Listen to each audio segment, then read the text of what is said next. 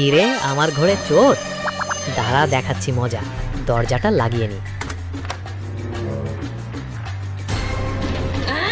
নে, এবার চাবিটা গিলে ফেললাম। তুই জানিস আমি কে? আমি এখন মার্শাল আর্ট মাস্টার।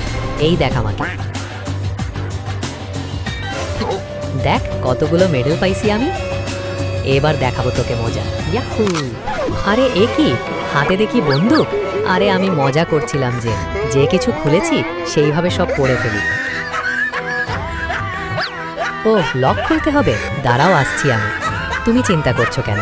লক আমি এখনই খুলে দিচ্ছি। এই নাও টাকা পয়সা সবকিছু।